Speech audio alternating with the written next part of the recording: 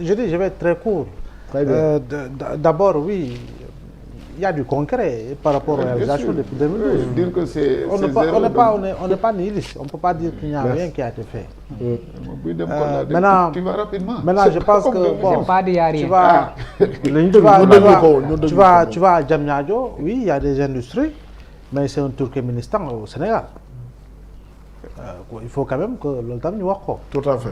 te dugguma ci programme additionnel yi de pourtant. C'est un Turkménistan. mooy le piment le PUDC et tout ça. Il y a véritablement li fay nekk ak ñoo am solo ci liñ liggéey ci Sénégal des profondeurs.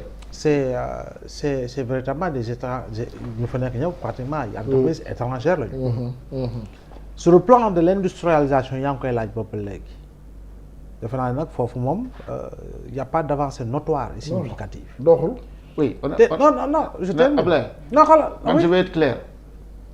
On n'a pas dit que tout est parfait. Non, je dis pas. dafa bouger wul sax. Il y a des avancées quand même. Industrialisation bi dafa bouger wul sax ci PSE. dama ne xam dégg nga ma ne sur le plan de l'industrialisation yaa ngi koy laaj tontuwuñu la si tontuwu la si dama ne sur le plan de l'industrialisation j'ai été clair non ma ne foofu moom vraiment dafa bouger wul. Ça n'a pas bougé. te nag dëgg non je n'ai rien contre la personne. Non, je sais. Très sincèrement contre la personne que j'ai visitée je n'ai rien contre la personne mais je dis tamit dafa am ay ministères clés avec des profils clés très sincèrement quoi doo jël industrialisation nga dénk ko kii nga ko dénk nii Tout à fait. très sincèrement quoi si on veut faire avancer les choses c'est-à-dire il faut quand même comme jamono ji rek sous Abdoulaye Wade on a confié le département de l'agriculture et des transports à RIA koo xam ne voilà du point de vue du profil Ça n'a pas voilà bougé. c'est-à-dire que mënoon na occuper leen gën fa performant c'est foofu lay waxee mais tey jii nii mënoo jël koo xam ne ministre bu ñu ko defee ministre délégué moom la booy doon wax xale carte gap yaa ngi dégg nga ñëw nanga ko da nga koy dénk industrialisation rapport bi Covid bi bu mu génnee gis nga na mu doxalee la mu doon yónnee ak la mu doon récupérer par jour soyons sérieux dans ce pays pour gagner la mairie de Louga ñu jox ko ministère délégué à la microfinance gis na nu mu doon doxalee carte gap xale carte gap kooku nga dénk industrialisation ça ne marche ça ne va pas marcher dañuy ñëw keneen ñëw ubbi dara investir xaalisam c'est un partenaire extérieur au Sénégal ñëw na Sénégal dugg na c'est normal loolu la ñuy xaar mais après nga ñëw def ko grande pompe ba pare tu instrumentalise naan voilà le président Macky Sall m'a félicité ak yooyu c'est-à-dire côté industrialisation bi daal sëñ bi bougé wul moom bougé wul parce que aujourd'hui qu'on le veuille ou non gisoo de bi ma ko laaj place Sénégal émergent industrialisation contournement industrialisation contournement qu'on le veuille ou non contournement émergent en attendant de voir lan la ñu gaz bi di andil parce que nous sommes plus gaziers que pétroliers parce que président Macky Sall moo wax à Diamniadio le pétrole va nous rapporter 700 milliards c'est moins que ce que nous rapporte le fisc parce que avec le fisc nous en sommes à pratiquement 1200 milliards Tout à fait.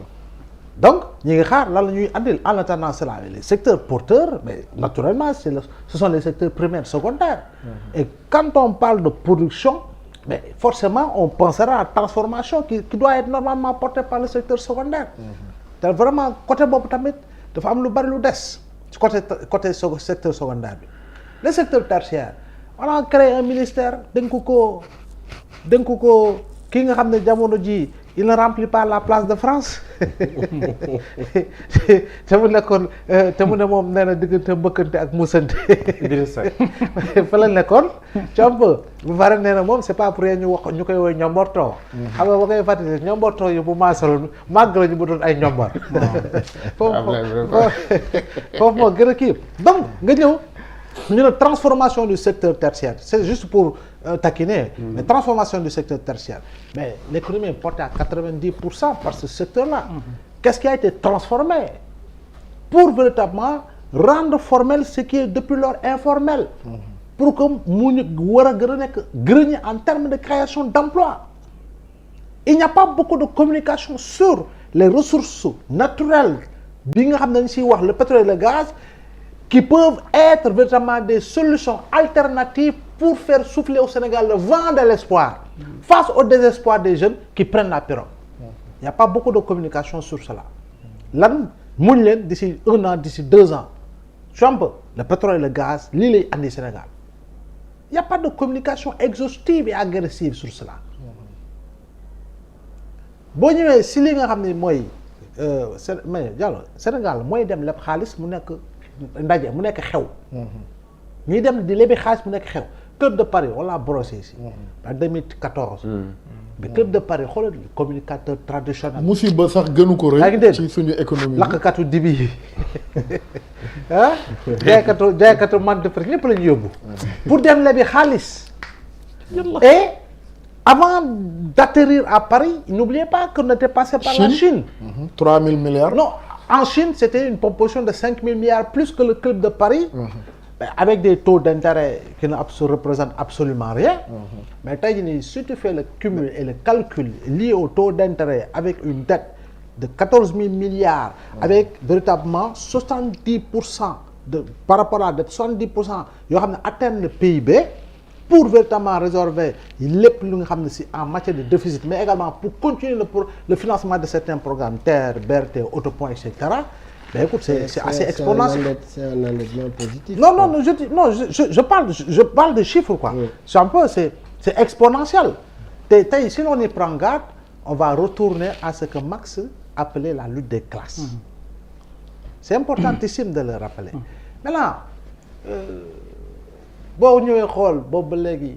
c'est le candidat pour entrer sur Amadou Ba qui était ministre des Finances. C'est ce candidat qui est l'actuel Premier ministre. Gouvernement d'attaque et de combat, ben, il faudra quand même qu'on fasse le bilan depuis son arrivée à nos jours. Qu'est-ce qui a été fait par rapport surtout à la spéculation liée à la maîtrise des prix. Tey jii nii lan la ñuy dund par rapport au prix des denrées. Tey jii nii quel est le niveau du chômage? Tu vois un peu? Oui, les bourses familiales, je suis d'accord. Mais je dis toujours, une phase, ça suffit. On arrête, on fait une évaluation pour une transformation structurelle des bourses familiales. Transformation structurelle boobu mooy dootuma maye dootuma joxe comme mu mel ni asaka bu état di génne. mais dama koy def naa ko benn yoon léegi nag je fais parce que am naa tous les chiffres pour xool léegi loolu naka lay transformer pour que les familles qui reçoivent au moins ma mën fa créer bu si nekk fenn emploi boo xam ne ndaw la si biir kër ga. mi ngi ñëw fii di liggéey pour yóbbu ci kër gi nga xam ne moo doon am bourse familiale au lieu de 35 000 la famille pourrait éventuellement kii Ablaye gis nga bourse familiale yi ñi nga xam ne famille yi nga xam ne dañ koy jot au-delà aspect bi ngeen koy gisee nii. am na famille yoo xam ne dafa am impact bu am solo. non je dis pas foog jàng am na ñoo xam ne sax ay xale yoo xam ne seen jàng mais je dis tu sais Lula il a pratiqué au Brésil durant son premier mandat. Voilà Lula moo présente mais xoolal Lula après nu mu transformé bourse familiale yi autrement. man sens boobu laay waxee. parce que tey même monnaie cash boobu ñu doon wax par rapport aux inondations on a distribué des milliards. boobu defuñu si benn audit pour xool xaalis bi nuñ ko gérer nuñ ko nangam mais là nag boo ñëwee si Amadou Ba naturellement c'était le candidat bon fait que tout le monde attendait hein. Ça reste sincèrement parce que man je disais toujours qu'il a moins de consensus dans la paire et probablement dans le Benno mais il a beaucoup plus de consensus du point de vue de la perception de la masse populaire. C'est-à-dire que maanaam tur bi moom la ñuy tudd quoi. kan ngeen ni xalaat mooy nekk candidat Benno ben c'est Amadou Ba mais le choix n'est pas un événement. Le choix est un événement pour Benno et pour l'APR. Mais cela n'a aucune incidence dans la vie quotidienne des Sénégalais. Parce que d'autres coalitions vont choisir également le candidat amul benn événement wala Mansour. amul benn événement. Maintenant Benno ñoom ñoo war a liggéey c'est leur coalition APR ñoom ñoo war a liggéey c'est leur parti pour véritablement consolider leur dynamique unitaire. Amadou Ba nga foog ne am na ay chances réelles. Non xam nga les chances aujourd'hui on fait table rase sur tout. parce que tey jii nii mënuloo ne diw mii la bien vrai que am na ñoo xam ne ñoo ko jiitu ci élection. nekkoon candidat. nekk candidat encore liggéey sur lu bari am na ñoo xam ne jiitu nañu ko sur ce plan là. Du point de vue de l'expérience mais tey jii nii on fait table rase sur tout léegi nag ñëpp ñu ngi ci ligne de départ bi nag hope après nag daañu xam ku nekk lu muy peese mais il faut quand même reconnaître une chose politiquement il y a eu un émiettement au sein de Benno électoralement il y a eu un émiettement au sein de Benno compte tenu des résultats comparativement à 2017 à 2019 et à 2022 pour les deux élections et locales et législatives fële et législative et présidentielle tu vois donc dina am émiettement te émiettement boobu noonu li koy gën a créer mooy les dissensions aujourd'hui notées au sein de Benno te itam bu ñu jëmee ba ci cappaandaw ga am na biir Benno ñoo xam ne ñoom ñu ngi jàppee Abdoul Aziz le futur Ghazouani face à Abdoul Aziz. waaw am nañu ci ñaaw njort.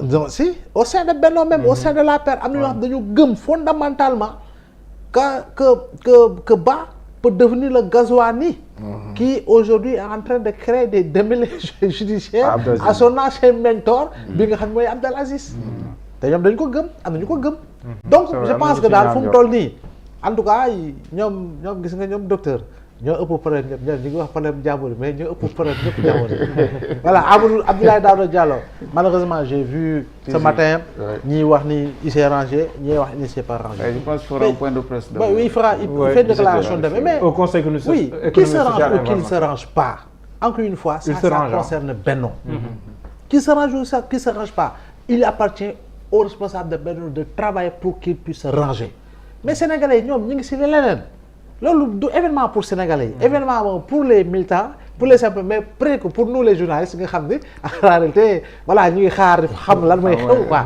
donc ñun la concerné mais sénégalais yi dañ koy yëg rek après ñu wax ko mu jeex.